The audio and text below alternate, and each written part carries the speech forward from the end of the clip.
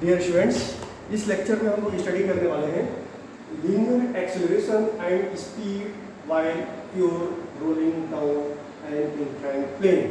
कोई ऑब्जेक्ट है, ऑब्जेक्ट का मास है m, रेडियस है कैपिटल R। यह ऑब्जेक्ट एक inclined plane angle of inclination with horizontal theta, यहाँ पे इस ऑब्जेक्ट को रखा गया। यह ऑब्जेक्ट रोल करते हुए यहाँ तक पहुँचता है।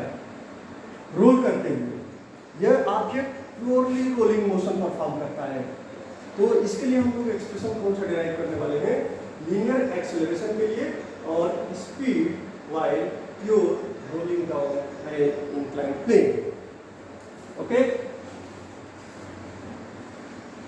Now the angle of inclination of this plane on which the object is rolling is theta and the height is h and the distance between this point जहाँ पे ऑब्जेक्ट को हमने रखा और रोल करते हुए जहाँ पे पहुँचा, यह एक हॉरिजॉन्टल, यह एक प्लेन है और इस प्लेन पर रोल करते हुए आता है।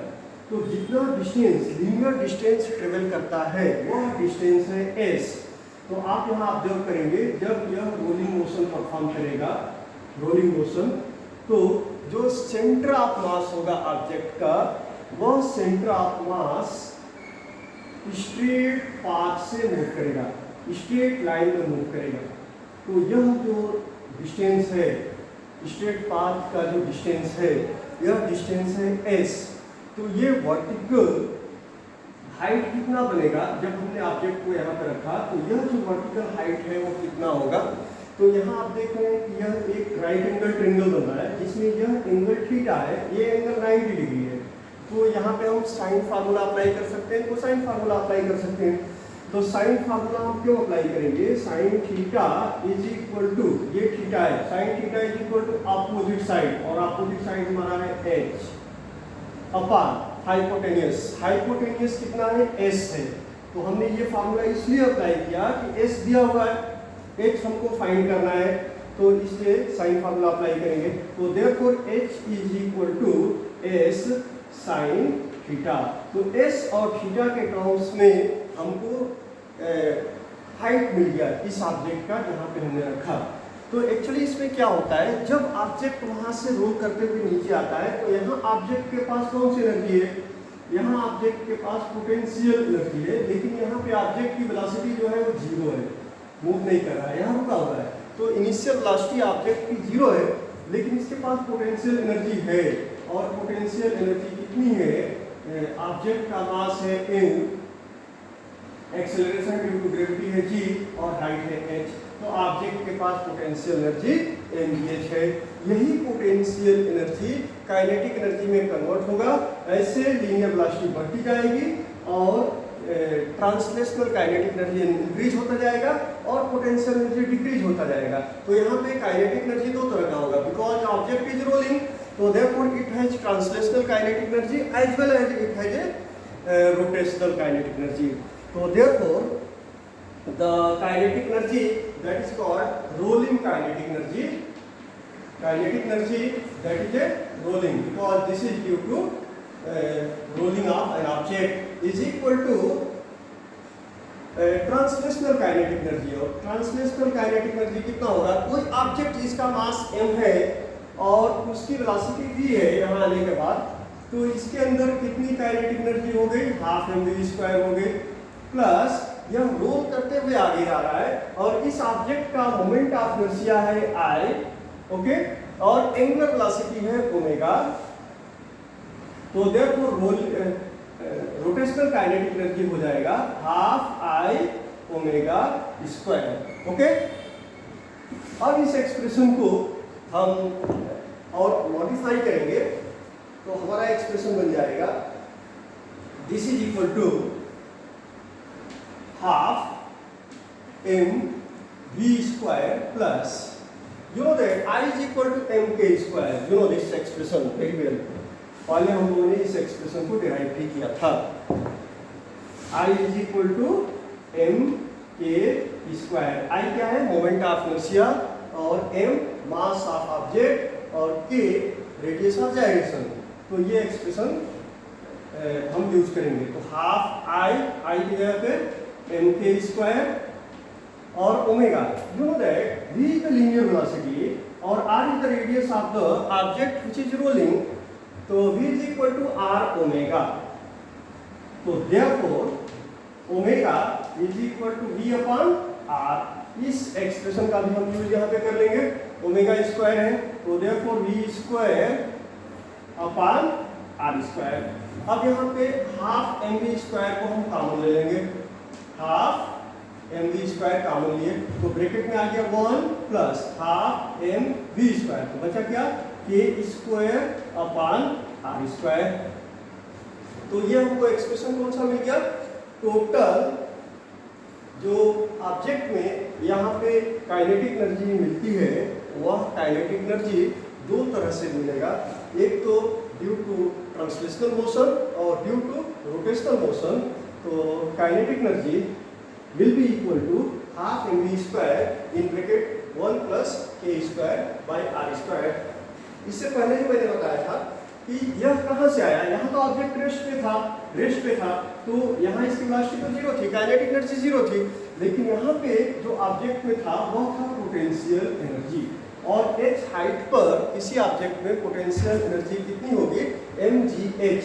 वही पोटेंशियल एनर्जी काइनेटिक एनर्जी में कन्वर्ट हो गया। तो therefore you can write here potential energy is equal to kinetic energy. और पोटेंशियल एनर्जी कितना है, mgh। और काइनेटिक एनर्जी का एक्सप्रेशन हमने फाइंड आउट कर लिया, half M we square 1 plus के square upon are square. Okay,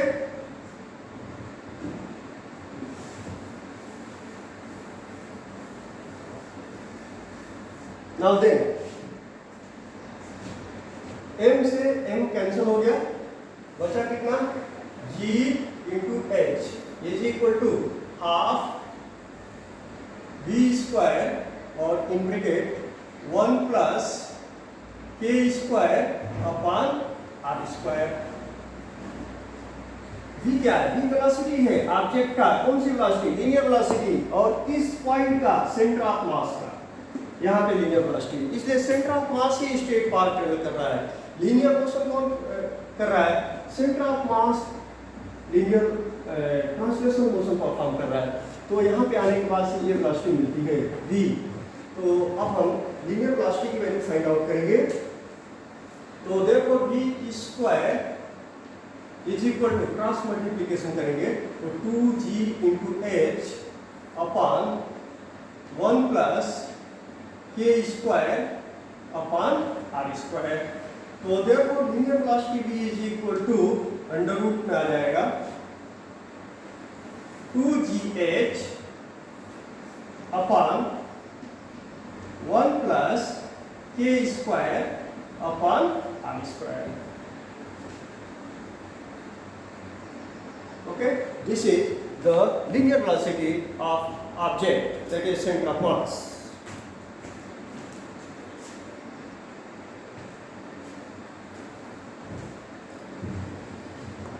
Now, जब ऑब्जेक्ट यहाँ पे था, इसकी हाइट हॉरिजॉन्टल से h थी, उस वक्त ऑब्जेक्ट के पास सिर्फ और सिर्फ पोटेंशियल एनर्जी था और वह एनर्जी थी mgh। इसकी वेलोसिटी जीरो थी, लीनियर वेलोसिटी जीरो थी, इसलिए कि ऑब्जेक्ट रुका हुआ था। अब आप यहाँ देख रहे हैं, जब यहाँ पे हॉरिजॉन्टल सरफेस पे ऑब्जेक्ट आया और कितना डिस्टेंस ट्रेवल किया, एक s डिस्टेंस ट्रेवल किया और जो वर्टिकल हाइट है वो h हाइट से यहाँ पहुँचता है। तो ऑब्जेक्ट की जो वेलोसिटी यहाँ पे जीरो थी, ये वेलोसिटी भी हो गई, वेलोसिटी इंक्रीज कर गई। और यहाँ पे जो पोटेंशियल एनर्जी mgh था, वही पोटेंशियल एनर्जी कन्वर्ट हो गया काइनेटिक एनर्जी में due to rolling and translational motion. अब हम ये फाइंड करेंगे कि इस ऑब्जेक्ट ने किस एक्सेलरेशन से आया, उसका लीनियर एक्सेलरेशन क्या रहा। तो द लीनियर वेलोसिटी ऑब्जेक्ट का यहाँ पे जीरो था। ओके, तो हमारे पास जो काइनेमेटिक इक्वेशन है, एक kinematic equation v is equal to u plus at, उसको यूज कर नहीं सकते। इसलिए टी हमारे पास नहीं है। और दूसरा काइनेमेटिकल इक्वेशन है v square is equal to U square S is equal to U T plus half A T square के लिए वहाँ पे टी है।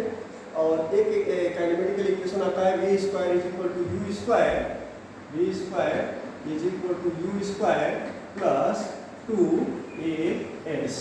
इस काइनेमेटिकल इक्वेशन का हम यूज कर पाएंगे इसलिए कि u हमको मालूम है यहाँ 0 है और यहाँ की वेलोसिटी भी हमको मालूम है वो v है और डिस्टेंस भी हमको पता है s है और a हमको फाइंड आउट करना है। तो इस इक्वेशन का यूज हम करेंगे। तो हमको फाइंड क्या करना है, a फाइंड करना है। तो 2as is equal to v square minus u square. Okay, u कितना है, u 0 है। तो ये हो गया 2as is equal to v square. और v की वैल्यू हम रख देंगे और v की वैल्यू कितना है, अंडर रूट में था, स्क्वायर करेंगे तो स्क्वायर में हट जाएगा and it will be 2gh upon 1 plus k square upon r square. Okay, 2s ले लिया और s की वैल्यू यहाँ से हम ले लेंगे इसलिए कि s की value h is equal to s sine theta. तो s हमारा हो जाएगा s is equal to h upon sine theta हो जाएगा, ये वैल्यू यहाँ से हम ले लेंगे। तो therefore 2a into h upon sin theta and this will be equal to 2gh upon 1 plus k square upon r square। तो h से h कैंसिल हो गया, 2 से 2 कैंसिल हो जाएगा, हमको फाइंड करना है a।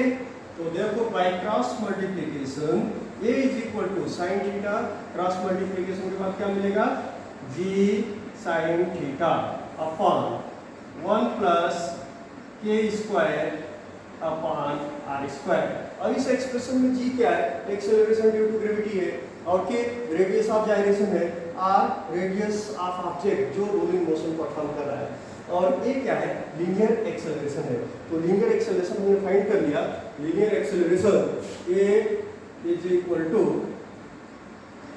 g sin थीटा, ऊपर दिखेगा नहीं, लीनियर एक्सेलरेशन a मिल गया, a is equal to g sin theta upon 1 plus k square upon r square. Okay,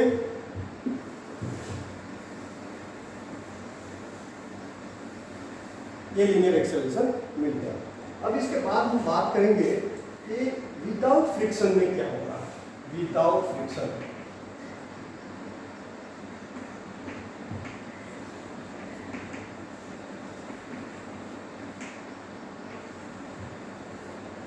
अब ये ऑब्जेक्ट है हमारे पास जो रोल करते हुए आगे जा रहा है, तो इस पे कितने तरह के फोर्सेस काम करेंगे आप देख सकते हैं।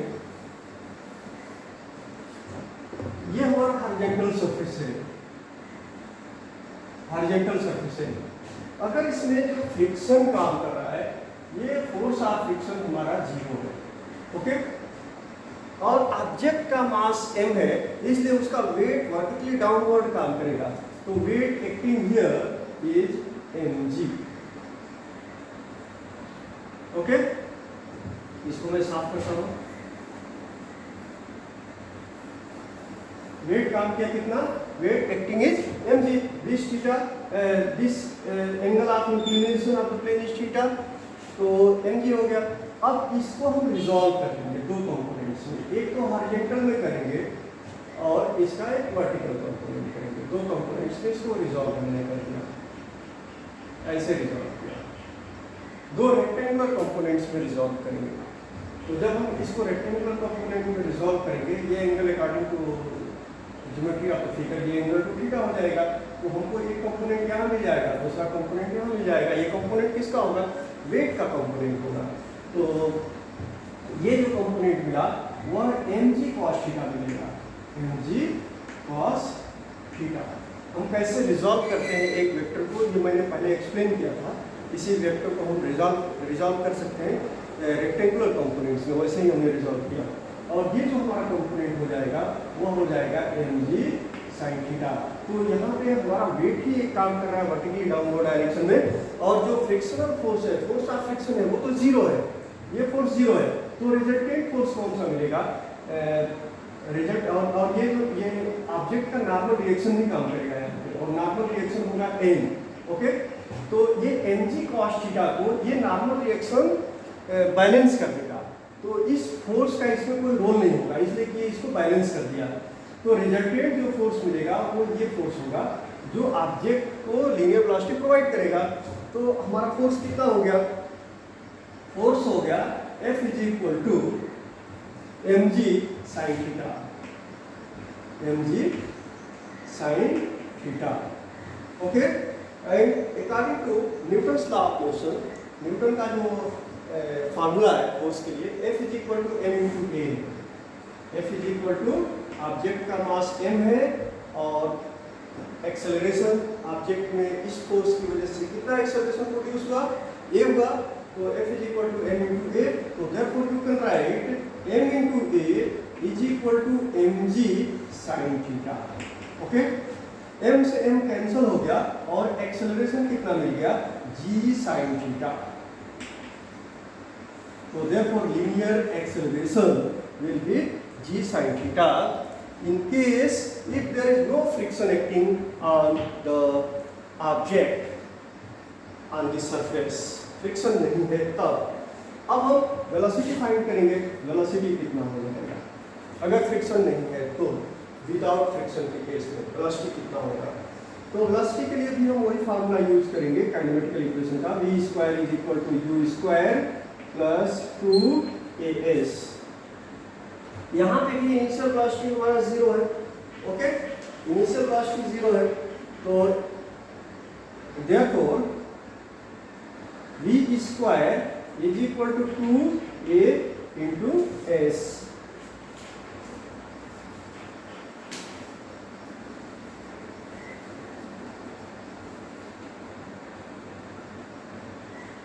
दिस इज इक्वल टू एक वैल्यू g sin थीटा, तो 2 इंटू g sin थीटा, और s के लिए हमने क्या निकाला था, h अपन sin थीटा। तो ये यहाँ लिखेंगे h upon sin theta, sin theta से sin थीटा कैंसिल हो गया and this will be equal to v square. Okay, तो देयरफॉर v स्क्वायर कितना मिल गया, this is equal to 2g into h। तो वेलोसिटी कितना मिलेगा, velocity is equal to square root ले लेंगे, अंडर रूट 2gh। तो this is final velocity of an object if object is moving without friction.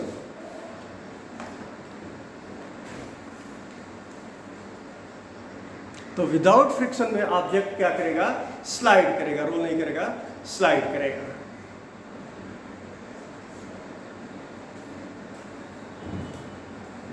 अब रिमार्क में आप देखेंगे कि फॉर रोलिंग ऑब्जेक्ट कोई ऑब्जेक्ट है जो रोलिंग मोशन परफॉर्म करता है, तो इन एक्सप्रेशन मोमेंट ऑफ इनर्शिया जो होता है वह m/r स्क्वायर के फॉर्म में होता है।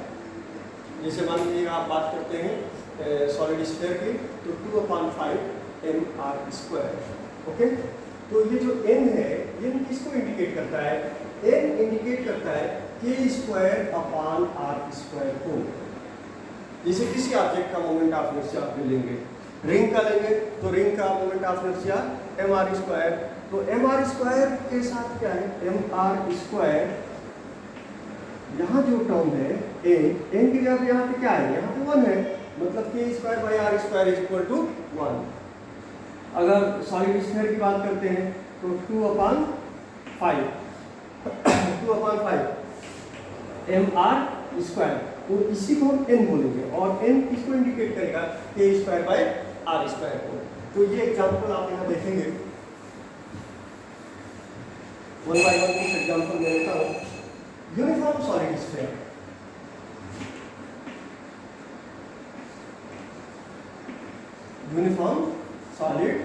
स्फीयर। मोमेंट ऑफ इनर्शिया कितना होता है यूनिफॉर्म सॉलिड स्फीयर का? मोमेंट ऑफ इनर्शिया होता है I is equal to 2/5 mr² and I is equal to mk², also you know that, so therefore mk², m से m कैंसिल हो गया और k²/r² कितना आया? k/r² इज इक्वल टू 2/5, मतलब कि mr² का जो मल्टीपल है जिससे हमने मल्टीप्लाई किया, यहाँ पे किससे किया है? 2/5 से किया है। तो यही जो n है वह k²/r² को इंडिकेट करता है। अब इसके बाद मैं बात करता हूँ रिंग की बात करता हूँ। रिंग का मोमेंट ऑफ इनर्शिया कितना होता है? mr²। ओके, तो यहाँ पे n की जगह पे क्या है? 1 है, तो k²/r² यहाँ पे कितना होगा? k²/r² is equal to 1। लेकिन अगर इसको मैं यहाँ पे रखता हूँ इज इक्वल टू mk², तो देखेंगे m से m कैंसिल हो गया और k²/r² इज इक्वल टू 1। ठीक है, तो इस तरह से किसी भी ऑब्जेक्ट का k²/r² हम मोमेंट ऑफ इनर्शिया के फार्मूले से फाइंड आउट कर सकते हैं। अब दूसरा एग्जांपल आप ले सकते हैं।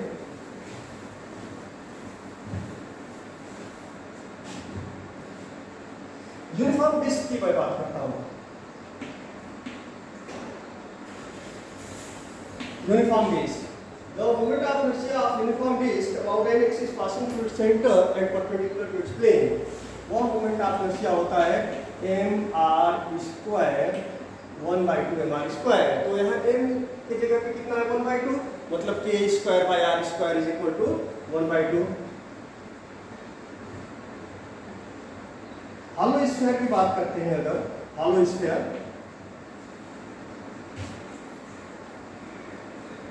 तो इसका मोमेंट ऑफ इनर्शिया होता है 2/3 mr²। तो यहाँ k²/r² कितना होगा? 2/3। तो इस तरह से k²/r² हम निकाल सकते हैं। इससे मोमेंट ऑफ इनर्शिया का जो फार्मूला हमने ऑलरेडी डिराइव कर लिए हैं, उस फार्मूले से k²/r² की वैल्यू निकाल सकते हैं। अब इसके बाद से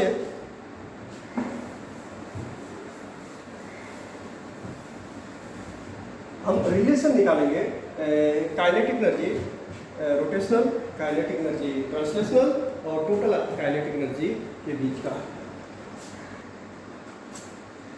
हाँ, अभी हम रेशियो निकालेंगे translational kinetic energy, rotational kinetic energy और टोटल काइनेटिक एनर्जी। यह ऑब्जेक्ट रोल कर रहा था, तो इसमें टोटल काइनेटिक एनर्जी यहाँ जो आया वह दो तरह के काइनेटिक एनर्जी की वजह से, एक तो ट्रांसलेशनल है और दूसरा रोटेशनल है, और वो दोनों का सम जो है वो टोटल काइनेटिक एनर्जी है।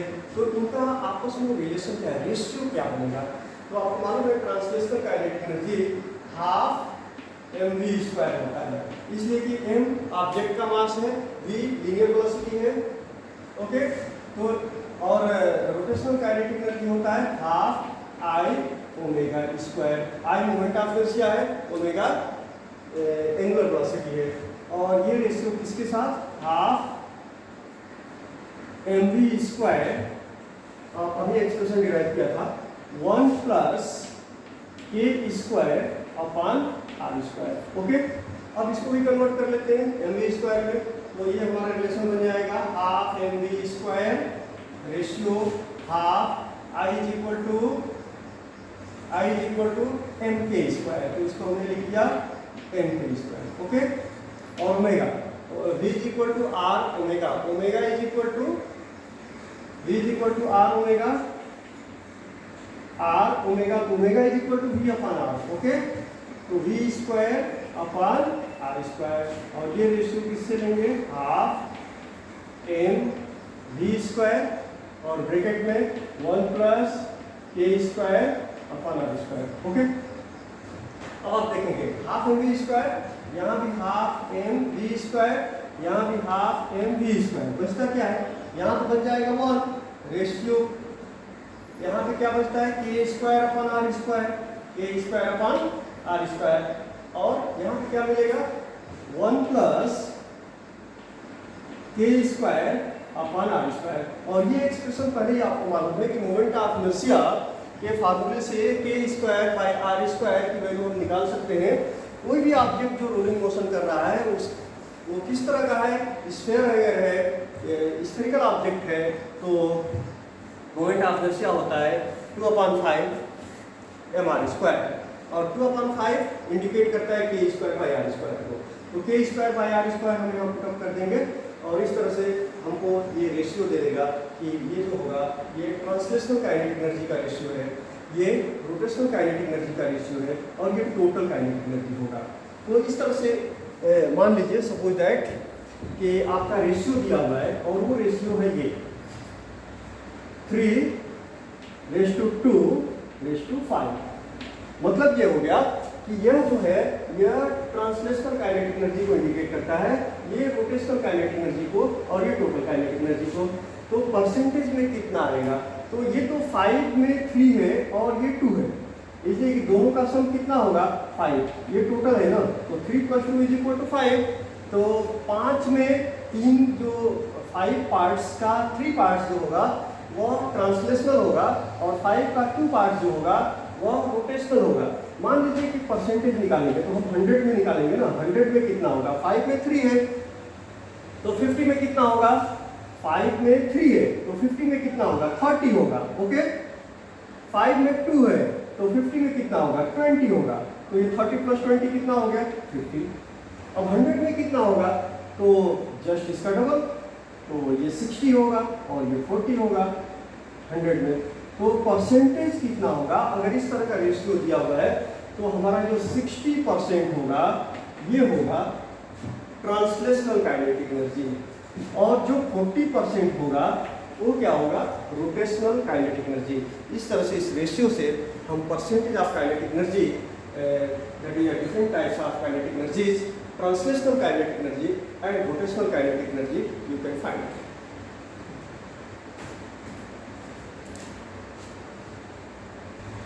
Thank you.